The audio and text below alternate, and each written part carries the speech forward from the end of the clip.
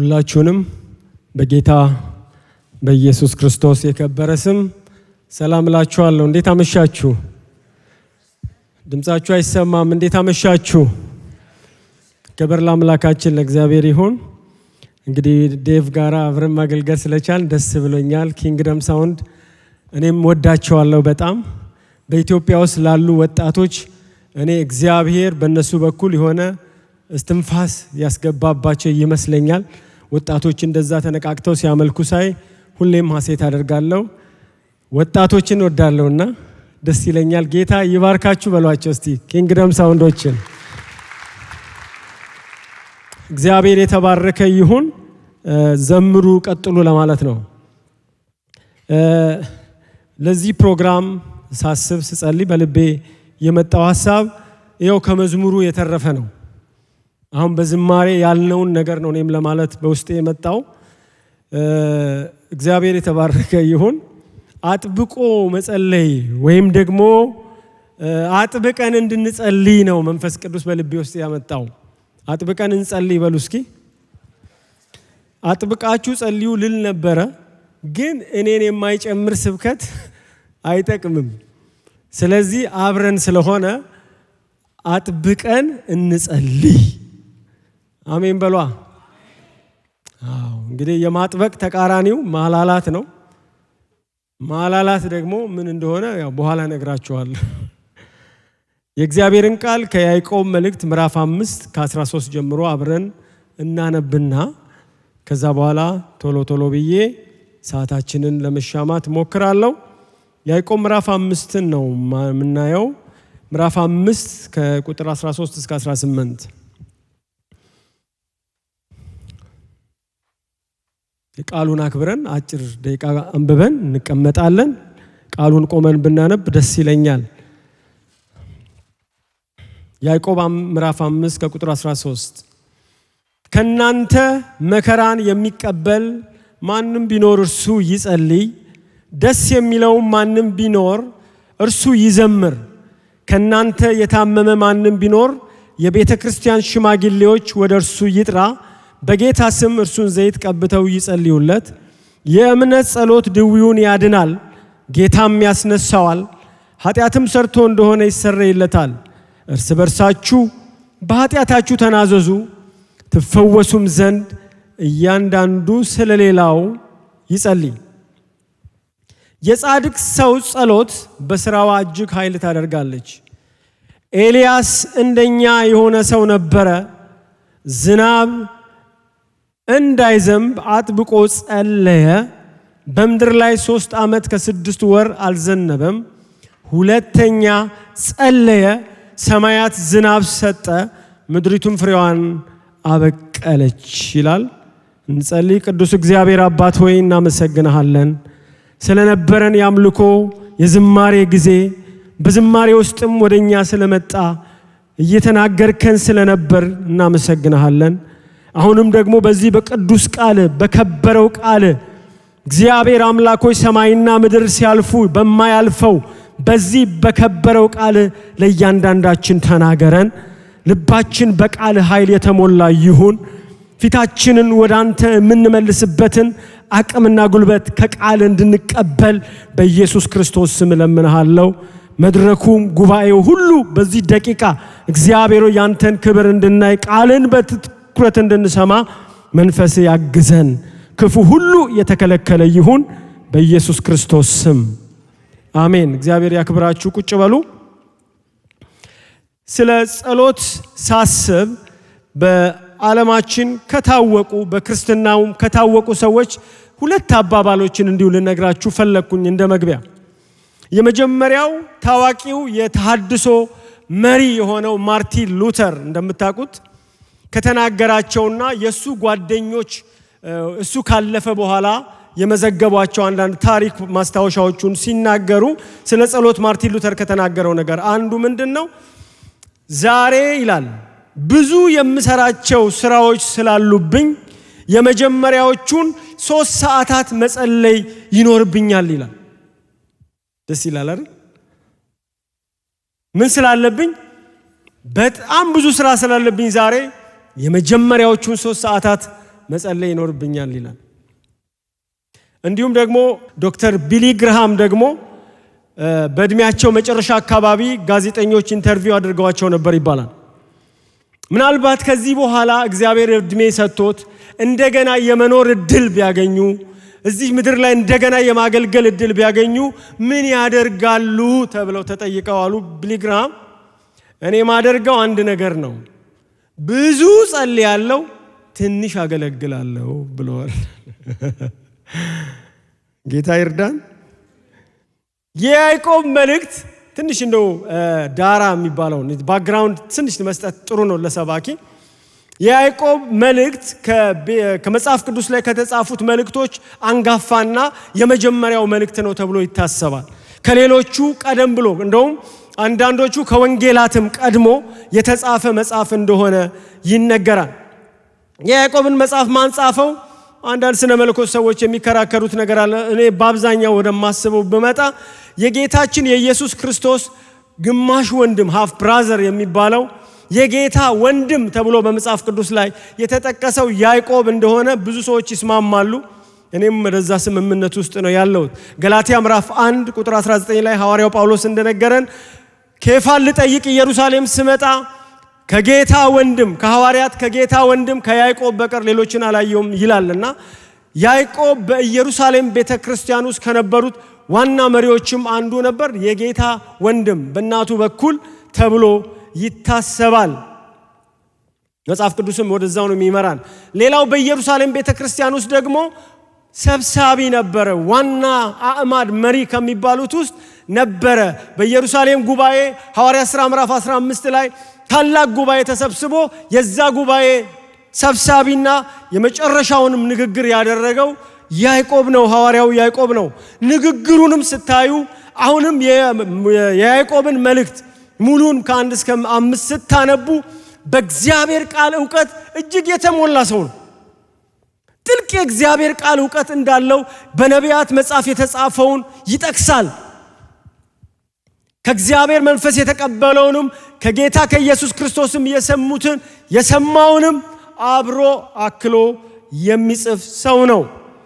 ሌላው ደግሞ ስለ ግል ሕይወቱ ከቤተ ክርስቲያን ታሪክ እንደሚዘገበው በግል ሕይወቱ ደግሞ ሐዋርያው ያዕቆብ በጸሎት በጣም የሚተጋ ወንድም ነበረ ይባላል። ረጅም ሰዓቱን በጸሎት የሚያሳልፍ ሐዋርያ ነበረ። የጥንት ታሪክ ጸሐፊዎች ሄገስፐስ የሚባል በጣም የጥንት ክላሲካል ቸርች ሂስትሪን የጻፈ ሰው እንደጻፈው እና ከከፍታ ላይ ተወርውሮ እንዲሞት ነው የተደረገው። ከዛም አልሞት ሲል ተደብድቦ ነው የተገደለው ይባላል። ከዛ ግን ወዳጆቹ ሊቀብሩት ሲከፍኑት ጉልበቱን ሲያዩት የግመል ጉልበት ይመስል ነበረ፣ ካሜልኒ ይመስላል። ጉልበቱ የገበረ ነበረ ያዕቆብ ይላሉ የቤተ ክርስቲያን ጥንት ጸሐፊዎች። እግዚአብሔር የተባረከ ይሁን። እስቲ ጉልበታችሁን ነካ ነካ አድርጉልኝ። ጌታ ይርዳን። አሜን ነው። የዘንድሮ አማኝ ልብሱ የቱ ጋር ነው የሚያልቀው አሉ። እኔ አልናገርም። የድሮዎቹ ጉልበታቸው ጋር ነው የሚያልቀው አሉ። የድሮዎቹ የጻፈላቸው ሰዎች የተበተኑ አይሁድ አማኞች ናቸው። ለ12ቱ ለተበተኑት ለ12ቱ ወገኖች ነው የሚለው ምን ማለት ነው? አይሁዳዊ አማኝ ሆነው በስደት ምክንያት የተበተኑ ቅዱሳንን ነው የሚደርሰው ወይም ደግሞ መልእክት የሚጽፍላቸው። የነዚህ በስደት ውስጥ የነበሩ ቅዱሳን የተለያየ ችግር ውስጥ እያለፉ ነበረ። ስደት አለ፣ መከራ አለ፣ በመካከላቸውም ችግር አለ፣ በጉባኤያቸው ችግር አለ፣ እንደ ማህበረሰብ ችግር አለ። ችግር የሌለበት ዘመን የለም። ቅዱሳን አትደንግጡ። አሜን ነው። ችግር የሌለበት አገር የለም። ከኢትዮጵያ በቃ አውሮፕላን ተሳፍረን በቃ ባህሩን ተሻግረን ስንመጣ ችግር የሚባል በሙሉ ቻው ብለን የመጣን መስሎን ነበር። እስቲ መሰላችሁ? ብዙዎቻችሁ ሁለት እጃችሁን ሁሉ የምታወጡ አላችሁ። ግን ችግር ይጠፋ አይሰማም። አሜሪካ ያለው ችግር ደግሞ ብዙ አይነት ነው። በሄዱበት ቦታ ደግሞ ችግር ገጠማቸው እነዚህ ስደተኞች።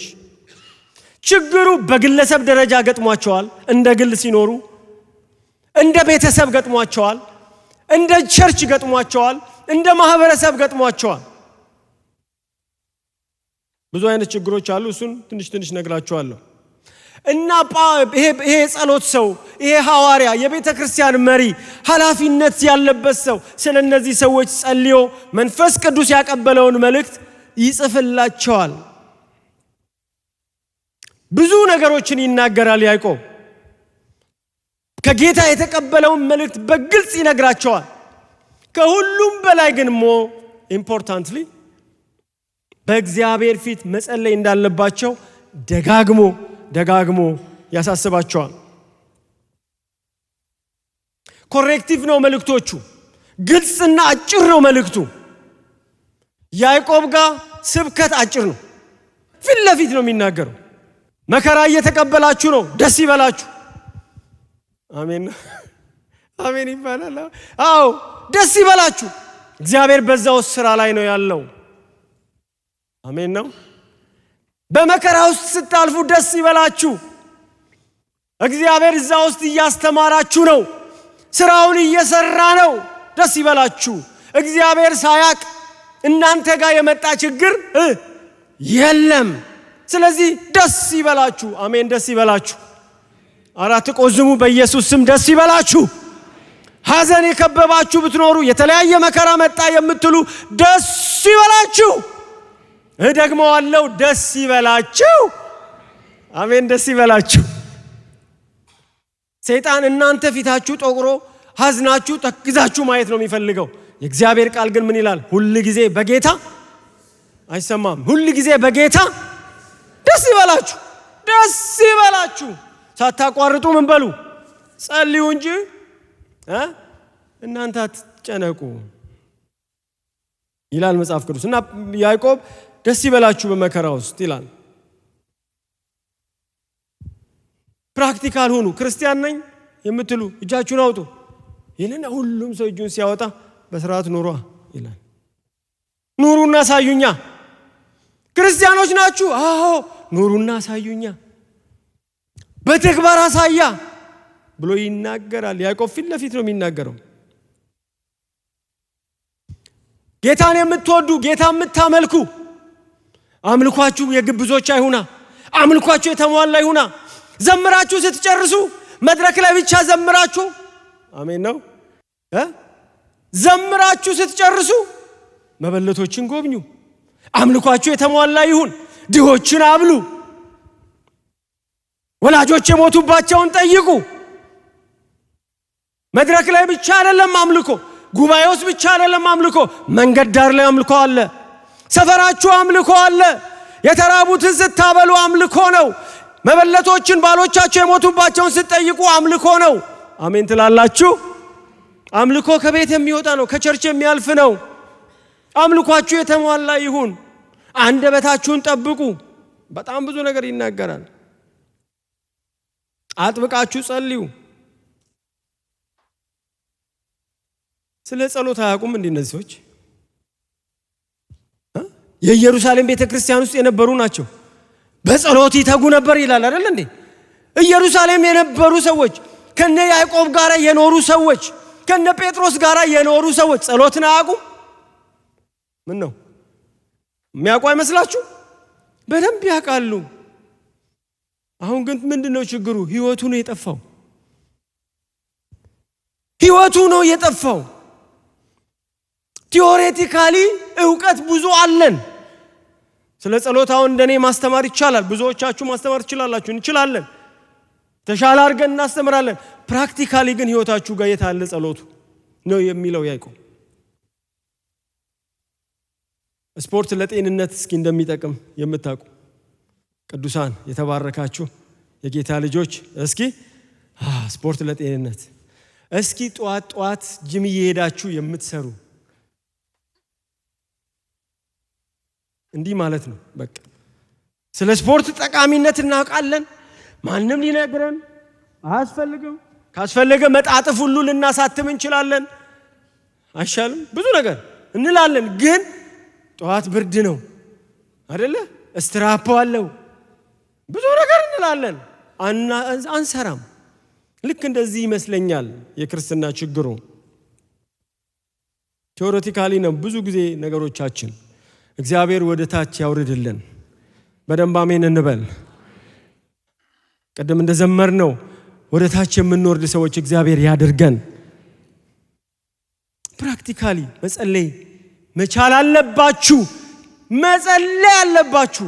ደጋግሞ ይናገራል። መጣለ እሱ ጋር ቲዮሪ በጣም እንችላለን። አንድ ጓደኛ ዘመዴ ነው ምን አለ? ጓደኛዬ መጽሐፍ ጻፈ አለ። ጓደኛዬ መጽሐፍ ጻፈና ደወለልኝ አለ። እሺ መጽሐፍ ጽፌ ነበረ። ምን አይነት መጽሐፍ ጻፍ? ገንዘብን እንዴት መስራት ይቻላል፣ how to make money የሚል መጽሐፍ ጽፌ ያለው በጣም ጥሩ ነው አልኩት አለ። ከዛ ቀጥሎ ምን አለኝ? ትንሽ ግን ቸግሮኛል። ምን? ማሳተሚያ ገንዘብ አጥቻለሁ አለኝ አለ። እኔ ምን አልኩት? መጽሐፍህን በደንብ አንብበው፣ የጻፍከውን መጽሐፍ በደንብ አንብበው አጥናው ብየዋለሁ አለ። ጌታ ይርዳኝ እኔንም እናንተንም። አሜን በሏ። የዘመርነውን መዝሙር በደንብ እንሰማው ዘንድ፣ የጸለይነውን በደንብ እንድንጸልየው፣ የሰበክነውን በደንብ እንድንኖረው ጌታ ይርዳን። ያዕቆብ እንደዚህ ነው። ፕራክቲካሊ አምጡት፣ ዱቄቱን አምጡ፣ ኑዋ ጸሎት እያለ ይናገራል። ሌላው በጉባኤያችሁ አድሎ ታደርጋላችሁ። አታዳሉ። ድሃም አለ ሀብታምም አለ። የወርቅ ቀለበት ያደረገ ቆንጆ ልብስ የለበሰ ሲመጣ እዚህ ቁጭ በል፣ ድሃ ሲመጣ እዛ ጋር ወገድ እግሬ ስር ቁጭ በል። አታዳሉ። አድሎን እግዚአብሔር አይወድም። እግዚአብሔር ሁሉን በኩል ያያል። አሜን በሏ። እግዚአብሔር ሁሉንም እኩል ምን ያደርጋል? ይሰማል። ይሰማል አይሰማም? ይሰማል። የድሆችን ጩኸት እግዚአብሔር ምን ያደርጋል? ይሰማል። አታዳሉ። ልብስ አይታችሁ ከላይ አይታችሁ አታዳሉ። ግልጽ ነው። ያዕቆብ አሁን ቴታሪ ሰባኪ ይጋበዛል ብላችሁ ታስባላችሁ? ብዙ ቦታ ይጋበዛል? አይ ዶንት ቲንክ። ምክንያቱም የቪአይፒ ቲኬት የሚቆረጥበት ቦታ ላይ አሁን ይህንን ስብከት ማን ይሰማል? አታዳሉ። አሜን ነው። ልክ አይደለም፣ ሚዛናችሁን አስተካክሉ ብሎ ፊት ለፊት የሚገስጽ ሰባኪ ነው ያዕቆብ። እንደ ያዕቆብ አይነት ሰባኪዎችን እግዚአብሔር ያስነሳልን። ምን ነው ዝም አላችሁ? አሜን አሜን። ከዛ ምን ይላል? አንደበታችሁን ተቆጣጠሩ። እርስ በርሳችሁ ጦርነት አለ። እርስ በርሳችሁ ችግር አለ። እቤት ውስጥ ጦርነት አለ። ሰፈር ውስጥ ጦርነት አለ። ጉባኤያችሁ ውስጥ፣ አገልግሎት ዘርፍ ውስጥ ጦርነት አለ። እርስ በርሳችሁ ትዋጋላችሁ። ጦርነት አለ። በአብዛኛው ምላሳችሁ ጋር ችግር አለ። እንዴት ጣፋጭና መራራ ካንደበታችሁ ይወጣል? እንዴት በልሳን የሚጸልይ ሰው እንደገና ሌላ ነገር ይናገራል? ነውር አይደለም? ምን ሆናችሁ ነው? አንደበታችሁ እሳት ነው። የሰውን አገልግሎት ያቃጥላል። አንደበታችሁን አስተካክሉ እያለ ይገስጻል። ጌታ እንደዚህ የሚገስጹ መሪዎችን ይስጠን። በደንብ አሜን በሉ። አሁን እንደዚህ የሚገስጹንን ሰባኪዎች ያብዛልን። አሜን አይደለ? ምክንያቱም ፈውስ ነው። አንዳንድ ጊዜ ለስብከት ሲዘጋጅ አላቅም እንግዲህ እናንተን ልምምድ ፓስተር አልፎ አልፎ ነው ለስብከት ሲዘጋጅ የድሮ የልጅነት ታሪኮች ፊት ላይ ይመጣሉ። ለምን እንደሆነ አላቅም። እናንተ እንደዚህ አይነት ኤክስፒሪየንስ ካላችሁ ነው ያላቅም። አልፎ አልፎ እንደዚህ አይነት ይመጣል። ምን ትዝ አለኝ መሰላችሁ? ይሄንን ስብከት ያዘጋጀው ሁለት የእናቴ ጓደኞች ትዝ አሉኝ በልጅነቴ። እና እነዚህ ሁለቱ ሰው አደባባይ ባለበት ቦታ ሁለቱ ተጋጩ። ሁለት እናቶች የእናቴ ጓደኞች ናቸው። እና ተጋጩ። ክፉ ደግ ተነጋገሩ። ያው በቃ ሌላ ቃል መናገር አይቻልም። ክፉ ደግ ተነጋገሩ። ጎረቤት ናቸው። ከዛ አንደኛዋ ባልዲ ይዘዋል በእጃቸው። ባልዲውን እኔ አሉ ዓመተ ምሕረቱን ጠቀሱና ይሄ ዓመት ለኔ አልሆነልኝም አሉ።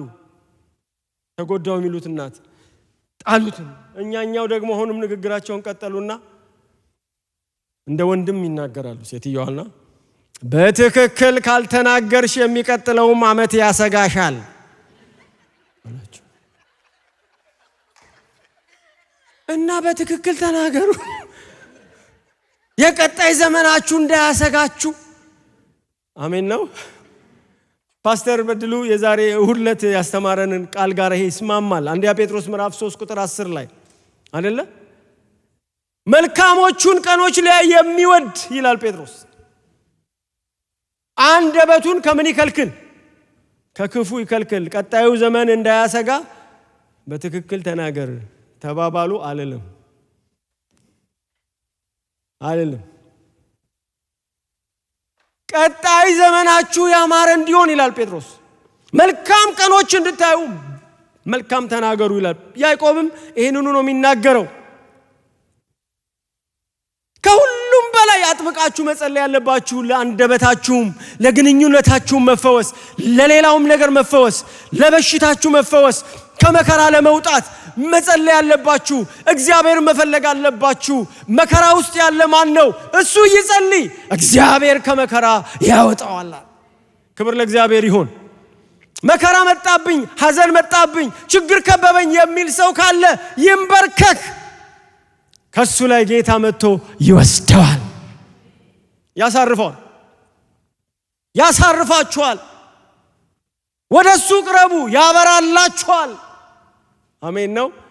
እንድንቀርብ ጌታ በዝማሬ ብዙ ተናግሮናል። እዛ ላይ ባልቆይ የታመመ ቢኖር መሪዎችንም ጨምሮ ጠርቶ ይጸለይለት፣ ይፈወሳል። ይፈወሳል። አሜን። ይፈወሳል። በፈውስ ታምናላችሁ? እስቲ በፈውስ የምታምኑ በበሽታ ፈውስ ፊዚካሊ እግዚአብሔር ፈውሷችሁ የሚያውቅ እኔ ፈውሶኛል ብዙ ጊዜ። እስኪ ተፈውሳችሁ የምታውቁ በጌታ ምሕረት ለጌታ ክብር ይሁንለት። በደንብ አጨብጭቡለታ። ስሙ ይቀደስ። ዛሬም ፈውስ አለ። ዛሬም ቃሉን እየሰማን እንፈወሳለን። ዛሬም መዝሙር እየዘመርን እንፈወሳለን። ዝማሬ እየዘመርን ከድንቁርና ከበሽታ ከተለያየ ነገር ጌታ ነፃ ያወጣል። ቃሉን እየሰማን ይፈውሰናል። በተኛንበት መጥቶ ይፈውሰናል። ግን መጸለይ ያለባችሁ መሪዎቻችሁ እንዲጸልዩላችሁ እመኑ። ሽማግሌዎቻችሁን ጥሯቸው፣ ጸልዩልኝ በሉ፣ እመኑ። እግዚአብሔር ይሰራል። አሜን ነው። እጃቸውን በደዌያን ላይ ይጭናሉ እነሱም ይፈወሳሉ ተብሎ ተጽፏል። ከመከራ መውጫው ጸሎት ነው። ከሐዘን መውጫው ጸሎት ነው። ያዘነ ሰው ቢኖር፣ ሐዘን የገጠመው ሰው ቢኖር፣ የሚወደውን በሞት የተለየው ሰው ቢኖር ቁጭ ብሎ የድሮ የትዝታ አልበም ያገላበጠ ያንጎራጉር ያልቅስ አይልም። ፕሊዝ ዶንት ዱ ኢት፣ ዶንት ዱ ኢት። ከሐዘን ውጡ። አንዳንዶቻችሁ ከሐዘን ጋር ዘመን የምትጨርሱ ሰዎች ካላችሁ ጌታ ዛሬ ይናገራችኋል። አሜን ነው ወይ? የትዝታውን አልበም እዛ ቆልፉበትና ተንበርከኩ። አሜን ነው። እግዚአብሔር ከሐዘን ያወጣችኋል። ያዘነ ሰው ምን ያድርግ? አልሰማው? ይጸልይ። ደስ ያለው ደግሞ ምን ያድርግ? ይዘምር፣ ይዘምር። እግዚአብሔር በዛ ውስጥ ረድኤቱን ይልካል። ስለዚህ እግዚአብሔርን ፈልጉ፣ እግዚአብሔርን ለምኑ፣ ወደሱ ቅረቡ። ወደ እናንተ ምን ይላል? ይቀርባል።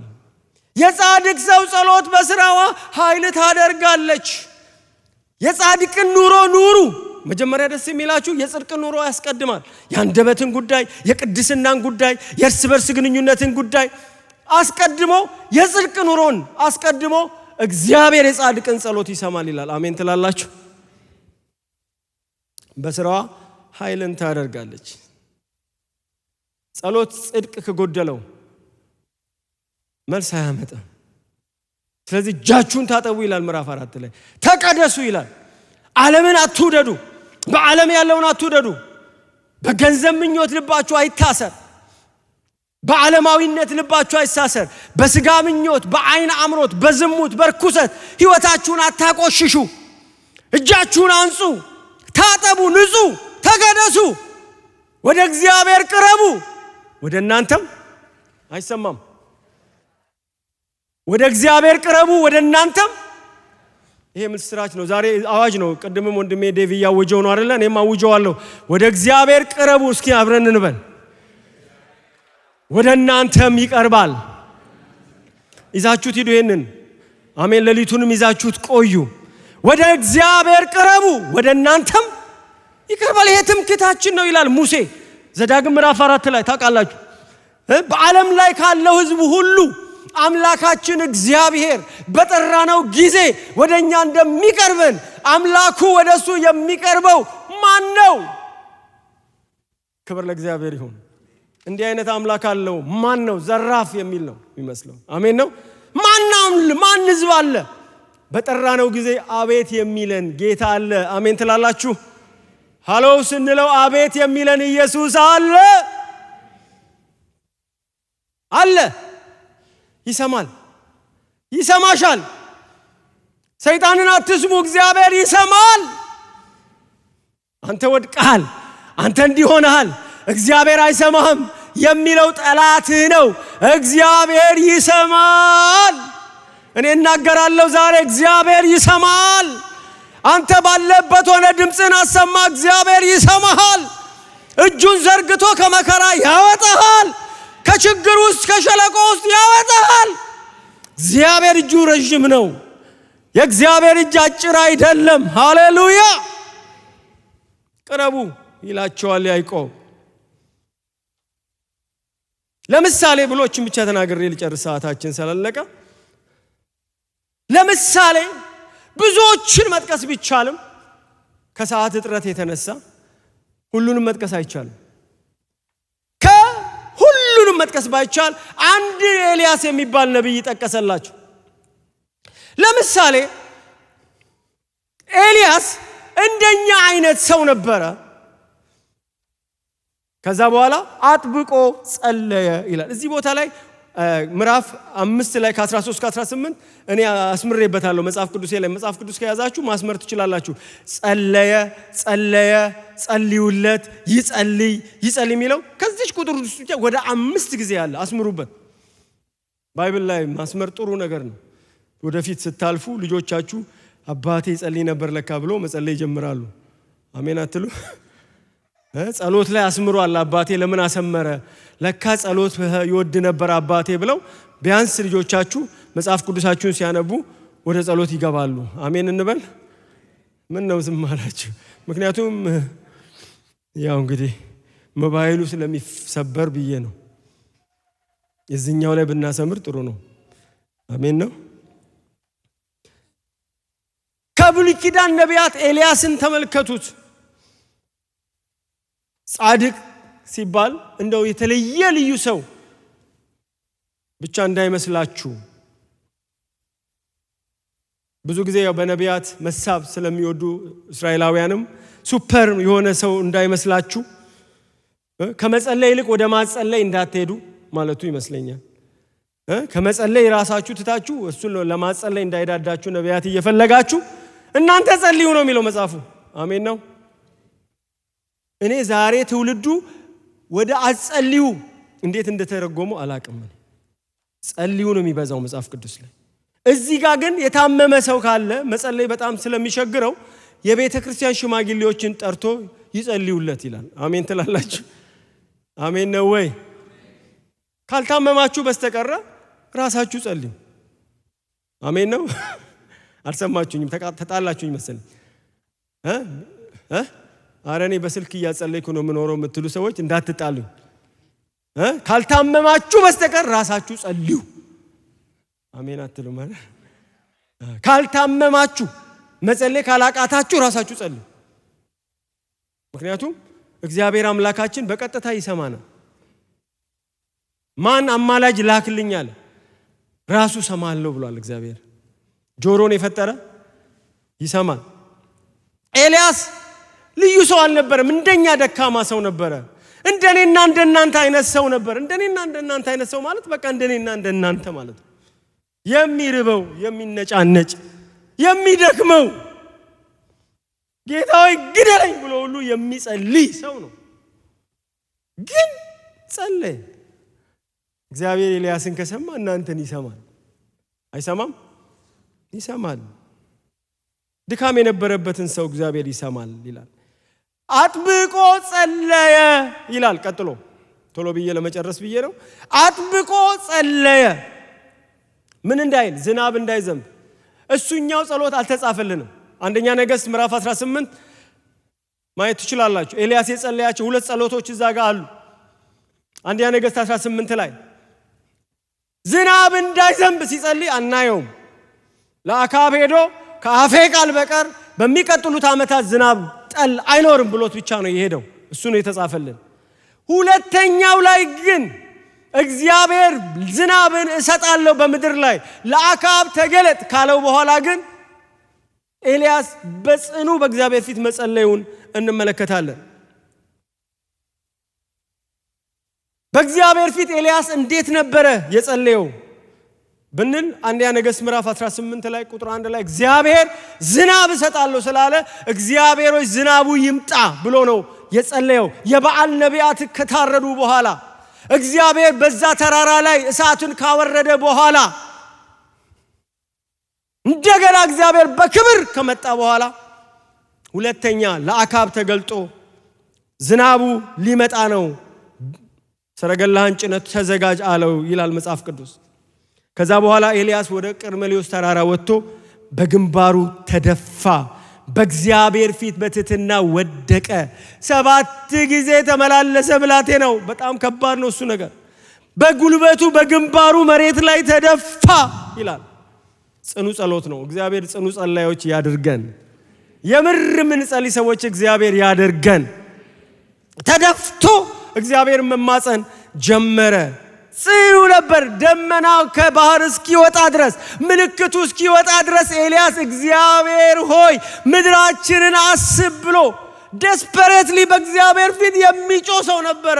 የይስሙላ ጸሎት አልነበረም። ጸሎት ለማድረስ ይድረስ አልነበረም። ጸሎቱ በምድር ላይ ተደፍቶ እግዚአብሔር ሆይ ይምጣ፣ ተስፋ ይፈጸም፣ እጅ ትምጣ፣ ክብር በምድር ይገለጥ፣ ጣዖታት ከንቱ ይሁኑ፣ የጣዖታት መቅደስ ባዶ ይሁን፣ ሰማይ ዝናብን ያምጣ። 3 ዓመት ከ6 ወር ዝናብ የሌለበትን ምድር ማሰብ ትችላላችሁ። አሁን እቺም ሰመር ራሱ እንዴት እንደሚያደርገን ታውቃላችሁ። 3 ዓመት ከ6 ወር ጠል የሌለበት ምድር ምን አይነት ቃጠሎ እንደሆነ አስባችሁታል? እግዚአብሔር ሆይ አለ። ወቅትን እግዚአብሔር እንደሚቀይር አመነ። እግዚአብሔር ወቅት ይቀይራል። አረ እግዚአብሔር ወቅትን ይቀይራል። ሲዝን ይቀይራል። የአንድ ሰው ጸሎት ሲዝንን ያስቀይራል። ወንድሜ ጸልይ።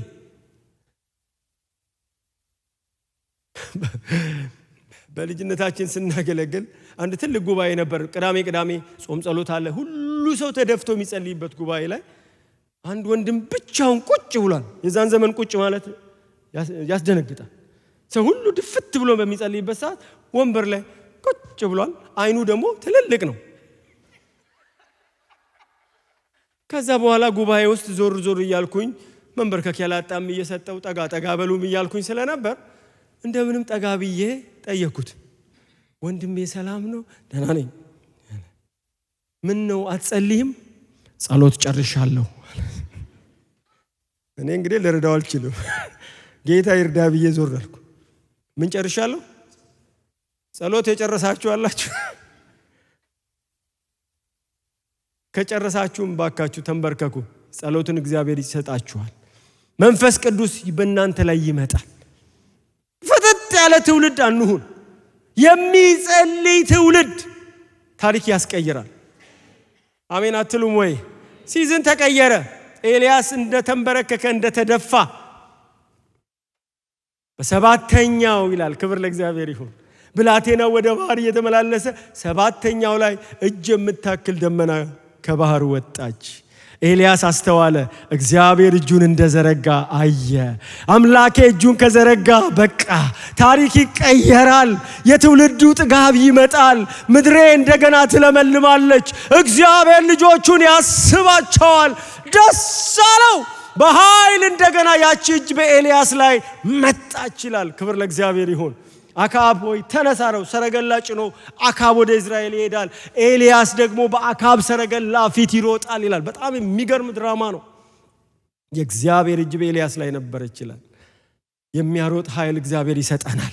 የታድሶ ጉልበት እግዚአብሔር ይሰጠናል። ሰረገላን ቀድሞ የሚያስሮጥ ጉልበት ከእግዚአብሔር ካልሆነ ከየትም አይመጣም። እግዚአብሔር ኃይልን ያድሳል።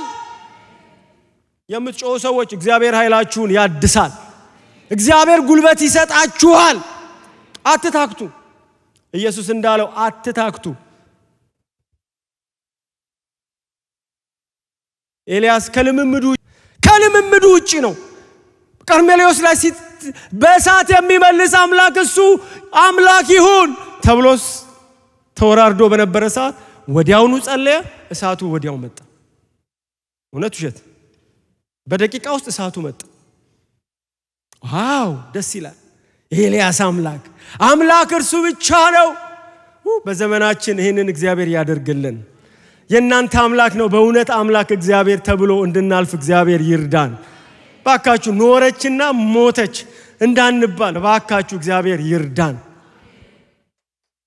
ከጎንም ካጠገብም ያለው ይሞታል። ሁላችንም እንሄዳለን። አሁን አጠገባችን ያሉ ሰዎች ሁሉ በግራም በቀኝም ዞር ብላችሁ እዩ አልላችሁም፣ እንሄዳለን። ውሸት እውነት እንሄዳለን። እኛ ሀገር ባለፈው ለቅሶ ቤት እዚህ ነግሬያችሁ ነበር። አንዳንዶች እየሳቃችሁብኝ ነው። እስከዛ በኋላ አንድ መቃብር ላይ ሐውልት ላይ 3 ሰዎች ፎቶ አለ። እዚህ ሀገር አሁን ጋዜጠኞች ቢመጡ ምን ይላሉ? ጄኖሳይድ ምናምን ተፈጽሞ ነው ይላሉ አይደል? 3 ሰው አንድ ላይ። ከዛ ግን ከስር ያለውን ስታነቡ የሞተው በስተቀኝ ያለው ነው ይላል። ከፎቶ እጥረት ነው። ፎቶ እዛ አካባቢ ካሜራ ምናምን የሚያነሳ ፎቶ ማን ስለሌለ በስተቀኝ ያለው ነው የሞተው። ሁለቱ አሉ እኮ ከተማ ውስጥ እየሄዱ ነው። ሟች በስተቀኝ ያለው ነው። በስተቀኝ ያለውም ይሞታል፣ በስተግራም ያለውም ግን ይሞታል። እውነታው በስተቀኝም በስተግራም ያለ ነው። እንሄዳለን። አሜን ነው ወይ? ምን ነው ዝም አላችሁ? በስተቀኛችሁም እንዳታዩ በስተግራም እንዳታዩ። ሰው አታስደንግጡ። ግን በቀኝም ያለው ይሞታል፣ በግራም ያለው ይሞታል። ግን ከሞትን በኋላ ታሪካችን ምንድነው? አምላካችንን አስጠርተን እንድንሞት እግዚአብሔር ይርዳን። አራሜን በሉ። አምላክሽን አስጠርተሽ ሙቺ። ከኖርክና ከሞት ካይቀር የሷ አምላክ ያው ነው። አምላኳን በርግጥ አይተነዋል። እሷ ብትሞትም የሷን አምላክ እናመልካለን የምንባል ሰዎች እግዚአብሔር ያደርገን። ኤልያስ የትውልዱን ታሪክ ቀየረ። እኔ ያለው በዓል አይመለክም አለ። አሜን ነው ወይ? ይሄ ሁሉ ዝብርቅርቅ ማቆም አለበት። እኔ ያለው ማለት አለብን ወገኖቼ። ዴስፐሬትሊ መጸለይ መጀመር አለብን። ቅድም እንደተባለው ከዚህ ከሽሮ ከበርበሬ ጸሎት መውጣት አለብን። ጌታ ያውጣን በደንብ አሜን። አጥብቆ ማለት በቃ እንደዛ ማለት ምላሽ እስክናገኝ ድረስ ጸሎቴንም እስኪሰማ እስኪዘረጋልኝ እጁን አላቆምም ማንኳኳቴን። አሜን ነው። ይርዳን። የማጥበቅ ተቃራኒ ባለፈው ፓስተር እንደነገረን ነው። አልሚ ያለችው የማጥበቅ ተቃራኒ ጸሎት ተች ዳውን ነው። ተች ዳውን የሚባለው ጸሎት ነው። ልክ ነሽ አልሚ። እኔ ጽፌ ያለው እሷን ለራሴ ነው የጻፍኳት ፓስተር ሲናገር። የማጥበቅ ተቃራኒ ማላላት ነው። የማላላትን ጸሎት እኔ ማብራራት አልፈልግም። እኛ ምን ጸልየው ማለት ነው። ብዙዎቻችን ላላ ያለ ጸሎታችን እኮ ላላ እንዳለ ኑሯችን ያስታውቃል። እውነት ውሸት ምን ነው? ይህ እግዚአብሔር ነገር አንደኛ ነው ለኛ። አሁን እውነት ሲሪየስ ነን። በእግዚአብሔር ጉዳይ በጸሎት ጉዳይ ሲሪየስ ነን። በቃሉ ጉዳይ ሲሪየስ ነን። በቤተ ክርስቲያን ጉዳይ በወንጌል ጉዳይ እውነት ሲሪየስ ነን። ተችዳውን አንድ ጓደኛ ያለና በጣም ግልጽ ነው። እንደ ያዕቆብ ነው ንግግሩ እና ጓደኛችንን ባክኔ እየጸለይኩ ነበረ ምናምን ብሎ ትንሽ ያካብድና ሲነግረው ያንተን ጸሎት እኔ ያላቀውም እንዴ? ይሄን ስጠኝ ያን ስጠኝ ይሄን ስጠኝ ያን ስጠኝ ከማለት ያልፋል እንዴ ያንተ ጸሎት? በርግጥ አንድ ቀን ጌታ እንዳይቀየም ከመተኛት በፊት ነፍሳትን አስባቸው ትላለህ አለው። ጌታ እንዳይቀየም ተች ዳውን ጌታ ይፈውሰን። ከተች ዳውን ጸሎት እግዚአብሔር ያውጣን። በደንብ አሜን በሏ። አጥብቀን እንጸልይ። ኤልያስ አጥብቆ መጸለይ ልምምዱ ነበር። የመበለቷም ልጅ በሞተ ሰዓት እግዚአብሔር ነፍሱን መልስ ብሎ ጸለየ። አይገርምም? ለሬሳ ጸለየ። እግዚአብሔር ሆይ ይህች የምትመግበኝን መበለት ልጅ ነፍሱን መልስ። እግዚአብሔር ይርዳን። አረ ጌታ ይርዳን። ይሄ ሰባራ ከሆነ እምነት እግዚአብሔር ያውጣን። አረ እስቲ እግዚአብሔር ይችላል በሉና ጩሁ። እግዚአብሔር ሆይ እስቲ ከፍ ባለ ድምጽ እስቲ ይሄድልን ከላያችን ላይ እስቲ እግዚአብሔር ይችላል በሉ አንድ ጊዜ። አረ በደንብ አንዴ ድገሙልኝ እስኪ ባካችሁ። እግዚአብሔር ይችላል። የሞተው ይነሳል። ተስፋ ያጣው ነገር ሕያው ይሆናል። የደረቀው ይለመልማል። እኛ እንጮሃለን፣ እግዚአብሔር ይመጣል። ኢየሱስ ያደረገው ነው እኛም የምናደርገው። ጌታችን ኢየሱስ በዚህ ምድር ላይ ሲኖር ጸሎቱ ተችዳውን አልነበረም። ጸሎቱ ሲሪየስ ነበረ። ከአባቱ ጋር በነበረው ጊዜ ኢየሱስ ክርስቶስ ፈጽሞ አመቻምቾ አያውቅም። ማንም ሊቀየመው ይችላል። ኢየሱስ ግን ጥሎ ከአባቱ ጋር ይሄዳል። ሁሌ ጊዜ በአባቱ ፊት ይገኛል። ሁሌ በአባታችን ፊት እንድንገኝ ጌታ ይርዳን። ዛሬ ምን ጊዜ ያለን ቲክቶክ ላይ ተጥደናል።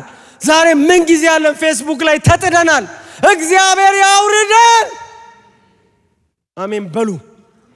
አረ አሜን በሉ። ተጥደናል።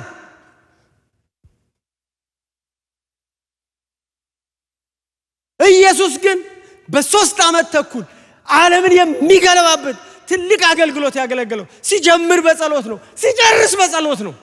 ሕይወቱ በጸሎት ነው። ኢየሱስን ተመልከቱ። በኢየሱስ የነበረ ሐሳብ በእናንተ ይሁን የሚል መዝሙር ቅድምም ዘምረናል። ፊልጵስዩስ ምዕራፍ 2 ይነግረናል። በኢየሱስ የነበረው ሐሳብ ምንድነው? ሁሉ ጊዜ በአባቱ ፊት በትህትና መንበርከክ ነው። የእግዚአብሔር ሕዝቦች ስሙኝ፣ መልእክት አለኝ። ግራ ቀኝ አትዙሩ። ይህ የመዞር ዘመን አይደለም። በአምላካችን ፊት ካልተደፋን፣ በአምላካችን ፊት በትጋት ካልኖርን የማናልፈው ዘመን ሊመጣ ይችላል ከፊታችን። አትቀልድ በጊዜ በዚህ ምቹ ጊዜ አትቀልዱ። ይህ የጸሎት ጊዜ ነው። ይህ የሌላ ሩጫ ጊዜ አይደለም። እንድንጸልይ እግዚአብሔር እየተናገረ ነው። በመዝሙር ነግሮን ምናልባት አሁንም በቃሉ እየነገረን ነው። እግዚአብሔር ጆሮአችን ይክፈትልን። ባካችሁ ሌላ ምን ልበል?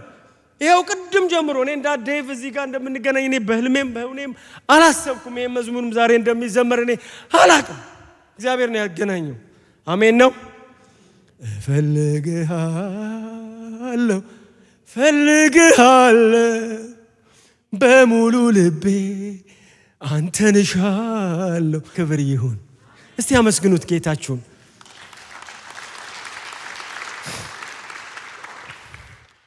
ለግል ሕይወታችን ኢየሱስ ዕብራውያን ምዕራፍ 5 ቁጥር 7 በአዲሱ ትርጉም ላንብብላችሁና ልጨርስ። ኢየሱስ ይላል ምዕራፍ 5 ቁጥር 7 ላይ በዚህ ምድር በኖረበት ዘመን እስቲ ባካችሁ ስሙን ጥሩ። እስቲ ይህን ቅዱስ ስም ጥሩት። እስኪ እንደገና ጥሩት። ኢየሱስ በዚህ ምድር በኖረበት ዘመን ከሞት ሊያድነው ወደሚችለው ጸሎትንና ልመናን ከታላቅ ጩኸትና ከእንባ ጋር አቀረበ። ፍጹም ትሁት ሆኖ በመታዘዙም ጸሎቱ ተሰማለት። ኢየሱስ እኮ እንደዚህ ነው የጸለየው። ከጩኸት ጋራ ከእንባ ጋራ አባባ ብሎ ተጣራ። ደግሞ ደጋግሞ ጸለየ ይላል መጽሐፍ ቅዱስ ሲናገር። ኢየሱስን ምሰሉ ነው የተባልነው። የዚህን ዘመን መከራ፣ የዚህን ዘመን ትግል፣ የዲያብሎስን ውጊያ እንዲሁ ማለፍ አይቻልም። መትጋት አለብን፣ መዋጋት አለብን። ጦር ሜዳ ነው ያለነው ወገኖቼ። ጦር ሜዳ ውስጥ እኮ ማስቲካ ያኘኩ ጣጣ ያሉ መሄድ አይቻልም። ይቻላል? ጦር ሜዳ አንድ ጥይት ተባራሪ ይቀልባል። ምሽግን ይዘህ ተጠንቅቀ ነው የምትኖረው። ጠላት ሰፈር ነው የምንኖረው። ሄሎ የትም ዳርቻ ላይ ኑሩ። የጠላት ሰፈር ነው። ዓለም በክፉ እንደተያዘ እናውቃለን። እኛ ግን ከአምላካችን ከእግዚአብሔር ጋር ሆነን ዓለምን እናሸንፋለን። ደግሞም አሸንፎልናል እሱ። ክብር ለሱ ይሁን። ተዋጋ እንጂ ሰራዊት ናችሁ። ተጋደሉ። በጌታ በኃይሉ ችሎት የበረታችሁ ሁኑ። ከዲያብሎስ ጋር ውጊያ አለባችሁ፣ ወደዳችሁም ጠላችሁም። ከዚህ ስትወጡም ውጊያው ይቀጥላል። በቤትም ይቀጥላል፣ ነገም ይቀጥላል። ሁሉ ጊዜ ተዋጉ ነው የተባልነው። አትዘናጉ። ትጥቅ የፈታችሁ ሰዎች ሰብሰብ በሉ። ጸሎት ያቆማችሁ ሰዎች መንበርከኪያ ግዙ። መንበርከኪያ ከቤታችሁ የጠፋ ሰዎች ተመለሱ። መዝሙር እየሰማችሁ በቲክቶክ እኮ ሰማለሁ። ምንም አትሰሙ፣ ምንም አንሰማም። ትሩሊ ስፒኪንግ ምንም አንሰማም። አዘይንዶ ዘዴ ምንም ዕውቀት አንይዝም። በዝማሬ ምናምን ውስጥ ያለን ይመስለናል። ዛትስ ፎልስ ሴኩሪቲ። ባዶ ነው።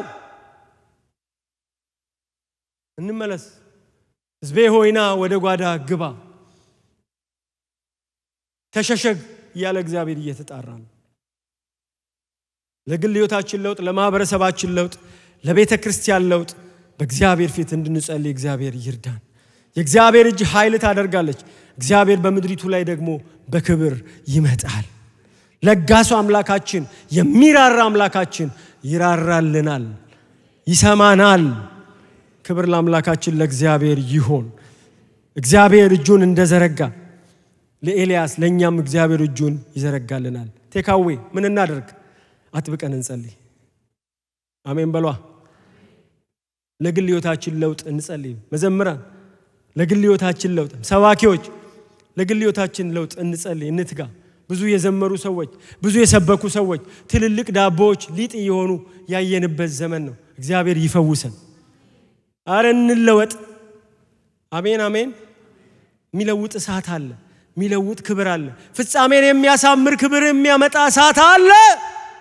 ጠጋበል። ለቤተሰባችን ለማህበረሰባችን ለውጥ እንደ ነህምያ አጥብቀን እንጸልይ።